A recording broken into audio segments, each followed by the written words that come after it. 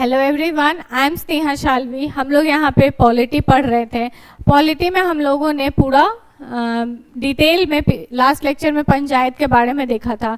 पंचायत जो कि rural local self government है, जो कि 73rd कॉन्स्टिट्यूशनल अमेंडमेंट एक्ट से आया था, उसके बारे में आपको जो भी याद है आप बता सकते हैं यहाँ पे। अब हम लोग 74th कॉन्स्टिट्यूशनल अमेंडमेंट एक्ट 1992 से जो अर्बन लोकल सेल्फ बॉडी आई थी, अर्बन लोकल सेल्फ गवर्नमेंट आया था, उसके बारे में हम लोग देखेंगे। ठीक है, तो हम लोग जिस तरीके से पढ़ते हैं कि पहले आर्टिकल्स देख लेते हैं, उस तरीके से यहाँ पे हम लोग देखेंगे। 74th कॉन्स्टिट्यूशनल अमेंडमेंट एक्ट में कौन कौन सा आर्टिकल ऐड हुआ था? आर्टिकल 243 पी से 243 ZG तक। तो उसी क्रम में हम लोग उसको डिटेल में भी जानते हैं कि कौन कौन सा आर्टिकल आया था और किस तरीके से हम लोग उसको देखेंगे। तो सबसे पहले जैसे वहाँ पे 243 में डेफिनेशन था, तो यहाँ अगर 243 पी से शुरू हो रहा है तो डेफिनेशन रहेगा। उसके बाद क्या रहेगा? Constitution composition. पिछली बार हम लोग देखे थे ग्राम सभा था, फिर कॉन्स्टिट्यूशन था, फिर कॉम्पोजिशन था। तो कॉन्स्टिट्यूशन ऑफ म्यूनिसिपैलिटीज, फिर कॉम्पोजिशन ऑफ म्यूनिसिपैलिटीज। उसके बाद फिर क्या हो जाता है? एस में जो है वार्ड पार्षद, वार्ड कमिटीज जो होते हैं उसका कॉन्स्टिट्यूशन का बात होता है। फिर टी में रिजर्वेशन का बात होता है, ड्यूरेशन का बात होता है यू में। जैसा वहाँ पे क्रम था ना, ऑलमोस्ट सेम क्रम है, बीच में बस एक यहाँ पे वार्ड पार्षद ऐड कर दिया गया है।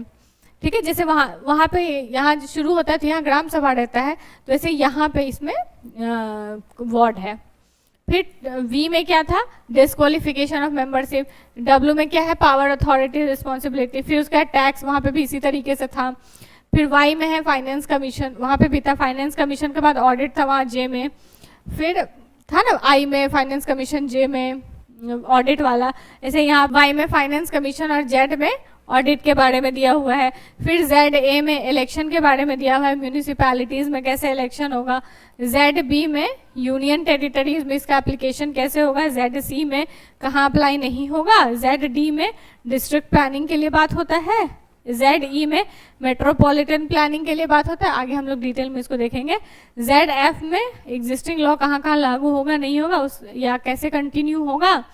और जेड जी में interference of court in electoral matter. इस तरीके से हम लोग पढ़े थे। अब हम लोग इसको डिटेल में देखते हैं। तो सबसे पहले हम लोग जानते हैं 74th कॉन्स्टिट्यूशनल अमेंडमेंट से ये ऐड हुआ था 12th शेड्यूल और पार्ट 9A। ध्यान रखना है क्या? 12th शेड्यूल और पार्ट कौन सा? 9A, ये ऐड किया गया था इसमें। और इसमें 18 फंक्शंस दिया गया था। वहाँ पे कितना था? 29 था। हम जस्ट कनेक्ट कर रहे हैं ताकि आप भी ये दोनों को कनेक्ट करके याद रखो, तो आपको याद अच्छे से रहे। फिर नेक्स्ट इज 3 तरह का म्यूनिसिपैलिटीज होता है, जो कि सबसे पहले तो एक नगर पंचायत होता है, एक म्यूनिसिपल काउंसिल होता है, एक म्यूनिसिपल कॉर्पोरेशन होता है। तो नगर पंचायत जो है ना, वो ट्रांजिशनिंग एरिया या छोटे नगर के लिए जो होता है वो होता है। इसको डिफरेंट नाम से कॉल किया जाता है हर जगह पे। म्यूनिसिपल काउंसिल जो होता है नगर पंचायत से बड़े एरिया के लिए होता है, और म्यूनिसिपल कॉर्पोरेशन जो होता है सबसे बड़े एरिया के लिए होता है। म्यूनिसिपल काउंसिल को ही म्यूनिसिपैलिटी भी कहा जाता है। म्यूनिसिपल ना, अगर आपको थोड़ा ट्रिक बना के याद रखना, तो कॉर्पोरेशन बड़ा वर्ड है ना काउंसिल से, तो कॉर्पोरेशन बड़े एरिया के लिए होगा, और काउंसिल छोटा वर्ड है तो वो छोटे एरिया के लिए होगा। और साथ में नगर पंचायत तो है ही सबसे छोटे एरिया के लिए। अब देखिए यहाँ पे जो है किस तरीके से फॉर्म होता है उसके बारे में हम लोग देंगे। स्ट्रक्चर क्या है इसमें? जनरली 8 तरह का होता है। जैसे वहाँ था ना कि सिर्फ पंचायत है तो हर जगह पंचायत ही होगा, यहाँ ऐसा नहीं। यहाँ डिफरेंट, कहीं अगर पोर्ट वाला जगह है तो वहाँ पोर्ट ट्रस्ट हो जाएगा, कोई कैंटोनमेंट वाला एरिया है तो कैंटोनमेंट वाला बॉडी हो जाएगा। तो इस तरीके से डिफर करता है। यहाँ पे कितने टाइप का होता है गवर्नमेंट? तो 8 तरह का होता है। ठीक है, सबसे पहले तो म्यूनिसिपल कॉर्पोरेशन, जो कि अभी हम लोग पढ़े कि बड़े एरिया के लिए होता है, जैसे दिल्ली, कोलकाता, इन सब के लिए। म्यूनिसिपैलिटी, जिसको कि हम लोग म्यूनिसिपल काउंसिल भी कहते हैं, ये छोटे एरिया के लिए होता है। ठीक है, municipal council, municipal committee, municipal board, किसी भी नाम से जाना जा सकता है। फिर क्या होता है? Notified area committee. ये जो है ना, नोटिफाई किया जाता है। All the members of notified area committee are nominated by state government. मतलब कुछ ऐसा जगह होता है जो डेवलपिंग तो है, बहुत ज़्यादा डेवलपिंग है, पर उसमें बेसिक एमिनिटीज़ की प्रॉब्लम है। ठीक है, तो वैसे जगह को गवर्नमेंट नोटिफाई करती है कि ये नोटिफाइड एरिया है, यहाँ नोटिफाइड एरिया कमेटी बनाई जाएगी। फिर टाउन एरिया कमेटी बनाई जाती है, वो छोटे नोटिफाइड एरिया उससे बड़े में होती है, टाउन एरिया छोटे छोटे एरिया में होती है जहाँ पे बहुत कम, यहाँ पे अथॉरिटी बहुत कम होती है। आपको क्या देखना है, स्ट्रीट लाइट चल रहा है कि नहीं देखना है, ड्रेनेज वगैरह देखना है, बस यही सब देखना रहता है। ध्यान रखिएगा, म्यूनिसिपल काउंसिल, फिर म्यूनिसिपल कॉरपोरेशन, फिर notified area committee, transitioning area जो कि बहुत ज़्यादा अच्छे से ग्रो कर रही है, टाउन एरिया थोड़ा कम ग्रो वाली है, फिर कैंटोनमेंट बोर्ड। कैंटोनमेंट बोर्ड में क्या होता है कि सिविल आर्मी वाले एरिया में सिविल पॉपुलेशन भी तो रहता है, तो सिविल पॉपुलेशन को ध्यान में रखने के लिए, सिविल पॉपुलेशन के फायदे के लिए, उसके हित में देखने के लिए कैंटोनमेंट बोर्ड बनाया जाता है, जो कि जनरली सेंट्रल गवर्नमेंट के द्वारा रन किया जाता है। Next is township. टाउनशिप एक अदर फॉर्म है अर्बन गवर्नमेंट का, जो कि स्टाफ और worker living in colony established near to plant, मतलब इंडस्ट्रियल एरिया काइंड ऑफ आप कह सकते हैं, कोई इंडस्ट्रियल एरिया है उसके आसपास में एक टाउनशिप बना दिया जाता है। फिर पोर्ट ट्रस्ट बनाए थे, जो पोर्ट वाला एरिया है, कोलकाता हो गया, मुंबई हो गया, तो वो पोर्ट वाला एरिया में पोर्ट का भी डेवलपमेंट और साथ ही साथ उससे रिलेटेड वहाँ पे जितना भी इकोनॉमी है उसको ध्यान देने के लिए पोर्ट ट्रस्ट बनाया जाता है, जैसे मुंबई, चेन्नई, कोलकाता, ये पोर्ट का ध्यान रखती है और बेसिक सिविक एमिनिटीज़ का भी ध्यान रखती है। फिर स्पेशल पर्पस एजेंसीज बनाई जाती है, जो कि कोई नाम ही से पता चल रहा है किसी स्पेशल पर्पस के लिए, किसी डेजिग्नेटेड एक्टिविटी के लिए इसको बनाया जाता है, म्यूनिसिपल कॉरपोरेशन और म्यूनिसिपैलिटी के लिए। ठीक है, इसके बाद जो भी ट्रांजिशन एरिया है ये गवर्नमेंट नोटिफाई करती है। कैसे पता चलेगा कौन सा टाउन है, कौन सा सिटी है, कौन सा क्या है, तो वो गवर्नमेंट नोटिफाई करती है कि ये ट्रांजिशन एरिया है, ये डेवलप्ड एरिया है, तो ये नोटिफिकेशन टाइम टू टाइम आते रहता है। Smaller urban area, larger urban area notify करती है। अब चलिए, गवर्नमेंट भी कैसे ऐसे ही अपने मन से तो नहीं नोटिफाई करती कि उसके लिए कोई क्राइटेरिया फिक्स होना चाहिए। जैसे अभी के समय में बिहार को स्पेशल स्टेट का डिमांड किया जा रहा है, तो स्पेशल स्टेट के लिए उसको कुछ स्पेशल क्राइटेरिया होना चाहिए ना, तो उसी तरीके से यहाँ पे भी अगर किसी को लार्जर टाउन या स्मॉलर टाउन बताना है तो उसके लिए कुछ क्राइटेरिया होना चाहिए, जैसे कि population density, revenue generated by local administration और percentage of employment in non agricultural activities, क्योंकि एग्रीकल्चर अगर ज़्यादा है फिर तो वो रूरल में आ जाता है। फिर इकोनॉमिक इम्पोर्टेंस और कोई भी अदर फैसिलिटी या कोई भी अदर क्राइटेरिया जैसा गवर्नमेंट ठीक समझे। ठीक है, इसमें ध्यान रखना है, कोई अर्बन एरिया है जहाँ पे म्यूनिसिपल सर्विस जो है वो इंडस्ट्रियल एस्टैब्लिशमेंट के द्वारा प्रोवाइड किया जा रहा है, गवर्नर जो है उसको बोल सकती है कि इंडस्ट्रियल टाउनशिप है। In such case a municipality may not be constituted. ठीक है, अगर किसी को इंडस्ट्रियल टाउनशिप डिक्लेयर कर दिया जाता है कि ये इंडस्ट्रियल एरिया है, इसको इंडस्ट्री ध्यान रखेगी, तो फिर वहाँ पे म्यूनिसिपैलिटी होना ज़रूरी नहीं है। Next is composition of municipality. Municipality में कितने लोग होंगे, क्या करेंगे, उसके रिलेटेड है। हम लोग पढ़े थे ना पहले कॉन्स्टिट्यूशन फिर कॉम्पोजिशन, तो पहले हम लोग कॉन्स्टिट्यूशन में देखे 8 तरीके का है, अब हम लोग कॉम्पोजिशन में देखते हैं। कॉम्पोजिशन में सेम रहता है, कुछ मेंबर्स रहेंगे और एक चेयरमैन रहेगा। Chairman as well as other member of panchayat shall have the right to vote. Obviously जब वो मीटिंग में पार्टिसिपेट करेंगे, सारा कुछ हमारे यहाँ वोटिंग क्राइटेरिया के हिसाब से ही होता है, तो जैसे जैसे वो वोट करेंगे तो उनके पास वोटिंग राइट होना चाहिए। और उसका स्ट्रक्चर कैसे होगा ये डिपेंड करता है। स्टेट लेजिस्लेचर में also provide for the representation of following person in municipality. मतलब मान लीजिए एक तो हो गया कि ये इलेक्टेड लोग हैं, वो तो होंगे ही, पर इसके अलावा भी कुछ ऐसे लोग हो सकते हैं ना जो कि उसमें म्यूनिसिपैलिटी में पार्ट हो, तो कौन होंगे वैसे लोग? तो आप ही अगर आप कॉमन सेंस ही लगाइएगा तो क्या सोचिएगा, कौन वहाँ पे, किसको वहाँ पे रखा जाएगा? किसी अरे गहरे को तो नहीं रखा जाएगा, जिसके पास स्पेशल नॉलेज हो, जो कुछ स्पेशल किए हुए हो, उसको रखा जाएगा। तो वही person having special knowledge and experience in municipal administration, या कोई मेंबर ऑफ लोकसभा या स्टेट, मतलब कोई सांसद विधायक को रखा जा सकता है जिसको वहाँ काम करना है, जो वहाँ के कॉन्स्टिट्यूएंसी को रिप्रेजेंट करता है, या राज्यसभा का मेंबर हुआ, या लेजिस्लेटिव काउंसिल का मेंबर हुआ जो वहाँ पे एज अ इलेक्टेड है, और चेयरपर्सन ऑफ कमिटी तो होगा ही।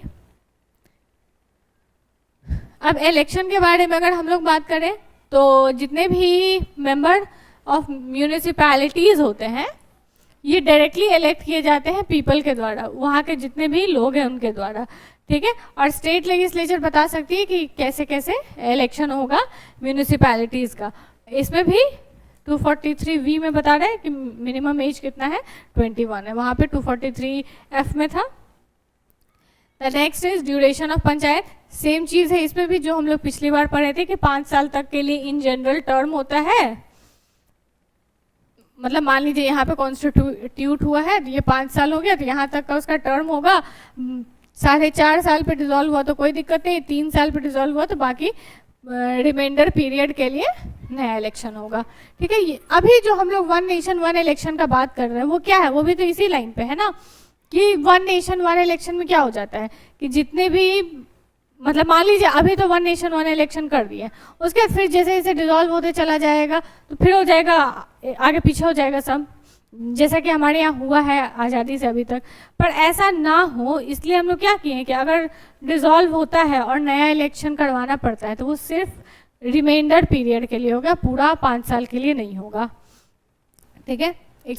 Before expiry of its duration of 5 year, अगर मान लीजिए इलेक्शन करवाना ज़रूरी होता है और अगर 6 महीना से पहले डिसॉल्व हो जाता है तो कराना होगा, और सिर्फ रिमाइंडर पीरियड के लिए होगा। It shall not be necessary to hold any election for constituting municipality for such period, अगर 6 महीना से कम है तो। ठीक है। Municipality constituted upon dissolution shall constitute only for reminder term. आपको हम बहुत बार बताएं, जैसा पंचायत में है वैसा यहाँ भी है कि सिर्फ रिमाइंडर टर्म के लिए होगा, और वो फुल टाइम नहीं इंजॉय करेगा। मान लीजिए 3.5 साल पे इलेक्शन हुआ है तो सिर्फ वो 1.5 साल का बचा हुआ पार्ट जो है उसको मिलेगा।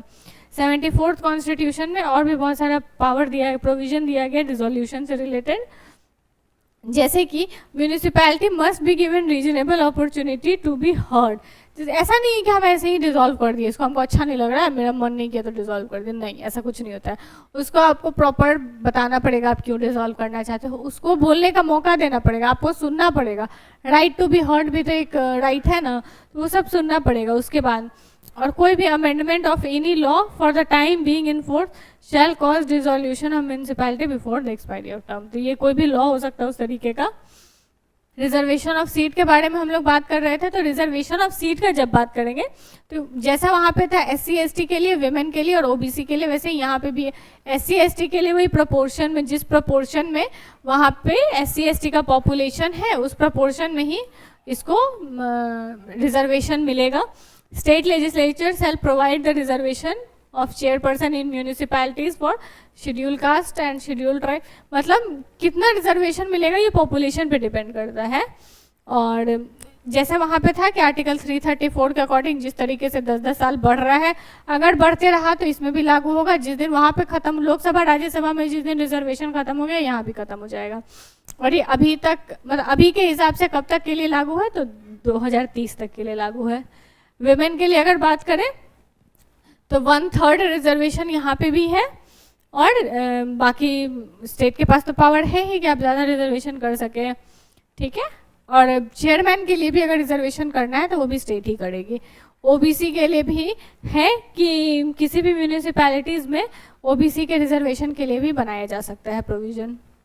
Next is disqualification. अभी हम लोग पढ़े क्वालिफिकेशन, पढ़े कॉन्स्टिट्यूशन, ये सब पढ़ लिए। अब हम लोग देखेंगे डिस्क्वालिफिकेशन के बारे में।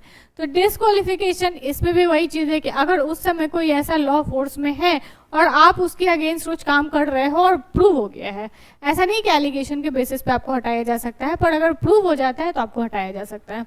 अगर प्रूव हो जाता है और 2 साल से ज़्यादा का जेल होता है, फिर तो आपको as a from member of parliament भी हटाया जा सकता है, तो ये तो फिर भी मेंबर ऑफ म्यूनिसिपैलिटी ही है। और कोई भी क्वेश्चन होगा इससे रिलेटेड वो स्टेट लेजिस्लेचर देखेगी। ठीक है। अब पावर और फंक्शन के बारे में बात करते हैं। पावर और फंक्शन के बारे में बात करें तो जैसा ज़रूरी होगा, मतलब सेल्फ गवर्नमेंट के लिए उस तरीके से दिया जाएगा। कौन देगा, तो स्टेट लेजिस्लेचर देगा। मतलब जैसे फेडरलिज्म के बारे में हम लोग बात करते हैं तो सेंट्रल गवर्नमेंट होती है, स्टेट गवर्नमेंट होती है और नीचे में लोकल गवर्नमेंट होती है। तो सेंटर और स्टेट को जो पावर है वो कॉन्स्टिट्यूशन खुद ही दे देती है कि हाँ तुम्हारे पास ये पावर है, जाओ काम करो। इसको जो स्टेट गवर्नमेंट को जो पावर मिला है उसमें सेंटर हस्तक्षेप नहीं कर सकता है इन ऑर्डिनरी सर्कमस्टांस। वैसे ही स्टेट गवर्नमेंट को जो पावर मिला है उसमें सेंटर या सेंट्रल गवर्नमेंट को जो पावर मिला है उसमें स्टेट हस्तक्षेप या इंटरफेयर नहीं कर सकता है। पर when it comes to local self government, चाहे वो पंचायत हो चाहे वो म्यूनिसिपैलिटी हो, स्टेट गवर्नमेंट के पास पावर है कि आप उसको पावर दीजिए कि वो काम करे, नहीं है तो मत दीजिए, आपको जैसा ठीक लगे। आप स्टेट गवर्नमेंट के पास ये एक्स्ट्रा पावर आ जाता है। बाकी आप जानते हैं बॉटम अप अप्रोच हो तो प्लान इकोनॉमिक डेवलपमेंट के लिए प्लानिंग वगैरह का काम इनको दिया जा सकता है। और इनको 12th शेड्यूल में 18 मैटर जो है इनको दिया गया है। पंचायत को कितना दिया गया था? 11 शेड्यूल में 29 मैटर्स दिया गया था। ये किसको दिया गया था? पंचायती राज इंस्टीट्यूशन को। ठीक है, अब जुरिस्डिक्शन ऑफ म्यूनिसिपैलिटीज का अगर बात करें तो मतलब जुरिस्डिक्शन जो है वो डिमार्केट किया जाता है स्टेट गवर्नमेंट के द्वारा ही। आई टोल्ड यू ना कि यहाँ पे स्टेट गवर्नमेंट बहुत ज़्यादा पावरफुल है। ठीक है, फिर बाकी अगर फाइनेंस का बात करें तो वही स्टेट गवर्नमेंट ही बताएगी कि आप कौन सा टैक्स लोगे नहीं लोगे, और अगर वो मना कर देते तो फिर आप कोई टैक्स नहीं लोगे। बाकी स्टेट गवर्नमेंट अपने पैसे में से कुछ ग्रांट आपको देगी, और सेंट्रल गवर्नमेंट भी अगर आपको कुछ ग्रांट स्पेशली आपके लिए देती है तो आपको पहुंचाया जाएगा। और इन सब पैसे को रखने के लिए आपको एक फंड बनाना पड़ेगा, जिस फंड को हम लोग कहते हैं कॉन्स्टिट्यूशन फंड। मतलब एक फंड बनाना पड़ेगा जिसमें कि सारा पैसा रखा जाएगा और उसी पैसे से खर्च किया जाएगा। और हम बताए थे ना कि जो पैसा यहाँ पे आएगा किस तरीके से खर्च होगा उसका ऑडिट भी किया जाता है। ठीक है, अब हम लोग मेट्रोपॉलिटन एरिया प्लानिंग कमेटी के बारे में पढ़ेंगे। मेट्रोपॉलिटन प्लानिंग कमेटी, जैसे आप जब हम आपको आर्टिकल्स बता रहे थे, जस्ट वेट, हाँ देखिए, तो हम आपको बताए थे ना कि metropolitan planning committee, district planning committee इस तरीके से बनाया जाता है। तो ये मेट्रोपॉलिटन प्लानिंग कमेटी किस में है? ZE में है। तो वो क्या होता है उसके बारे में भी हम लोग देखेंगे। हाँ, मेट्रोपॉलिटन प्लानिंग कमेटी में क्या होता है कि इनका काम होता है ड्राफ्ट प्रिपेयर करना, कि prepare a draft development plan and forward it to state government. कैसा डेवलप, प्लानिंग नाम से नहीं पता चल रहा प्लान करना है, तो ये प्लान का ड्राफ्ट प्रिपेयर करके सेंट्रल गवर्नमेंट को भेजते हैं। ऐसा तो नहीं है कि ये खुद से ही सारा लॉ बना सकते हैं, ये पावर तो इनके पास है ही नहीं। तो पावर किनके पास है? स्टेट गवर्नमेंट के पास है। तो वो स्टेट गवर्नमेंट को बना के भेज देते हैं कि ये मेरा प्लान है, ये मेरे हिसाब से ठीक है, आपको देखिए ठीक लग रहा है तो लॉ बना दीजिए इस पे। इसमें क्या, इसमें कितने लोग होंगे, क्या होंगे नहीं होंगे, ये भी डिसाइड कौन करता है? स्टेट गवर्नमेंट है। इसका कॉम्पोजिशन है, इसमें इलेक्शन कैसे होगा, इसमें किसका रिप्रेजेंटेशन होगा, कोई ग्रुप का रिप्रेजेंटेशन होगा, कोई ऑर्गेनाइजेशन का रिप्रेजेंटेशन होगा, या किस और जिसका भी रिप्रेजेंटेशन होगा ये कैसे ये फंक्शन करेगी, सब कुछ कौन डिसाइड करेगा? State government. ठीक है, मेट्रोपॉलिटन एरिया में ध्यान क्या रखना है कि 10 लाख से ऊपर का अगर पॉपुलेशन हो तभी बनाया जा सकता है मेट्रोपॉलिटन एरिया, या उसी को कहते हैं। अच्छा, एक हम बताए थे आपको कि इंटरमीडिएट लेवल ऑफ पंचायत में बताए थे कि सबसे पहले विलेज लेवल पे होता है, फिर इंटरमीडिएट लेवल पे होता है। उसके लिए कितना पॉपुलेशन चाहिए होता है ये आप लोग बताइए।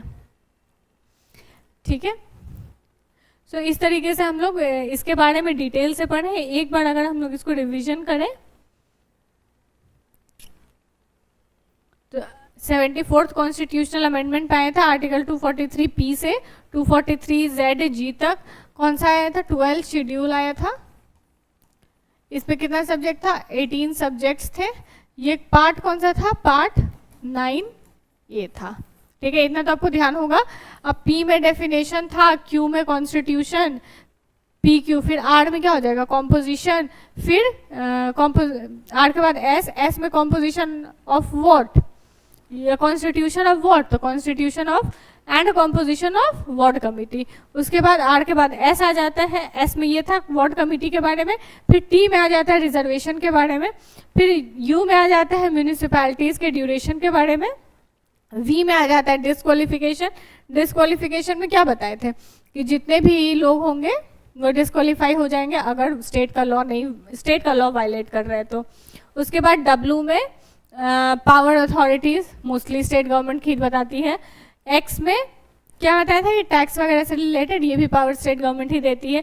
Y में फाइनेंस कमीशन से रिलेटेड, Z में ऑडिट होगा, ZA में म्यूनिसिपैलिटीज में कैसे इलेक्शन होंगे, फिर कहाँ ZB में application of to union territories, ZC में कहाँ अप्लाई नहीं होगा, ZD में डिस्ट्रिक्ट प्लानिंग से रिलेटेड, ZE में मेट्रोपॉलिटन प्लानिंग से रिलेटेड, ZF में पहले से जो लॉ है वो कैसे कंटिन्यू होगा, और ZG में interference by court in electoral matter. ठीक है, so this was all about urban local self government. I hope आपको अच्छे से समझ में आया हो, आई होप आपका लोकल सेल्फ गवर्नमेंट क्लियर हो, आर्टिकल के साथ पार्ट और क्या क्या पावर है, किसके पास है, ये सब कुछ समझ में आ गया होगा, क्योंकि ये एक BPSC के ध्यान में अगर रख के हम लोग प्रिपेयर कर रहे हैं तो ये पंचायत जो है ये एक इम्पॉर्टेंट टॉपिक हो जाता है, लोकल सेल्फ गवर्नमेंट एक इम्पॉर्टेंट टॉपिक हो जाता है। आई होप आपको सब कुछ अच्छे से समझ में आया होगा। Thank you and have a nice day.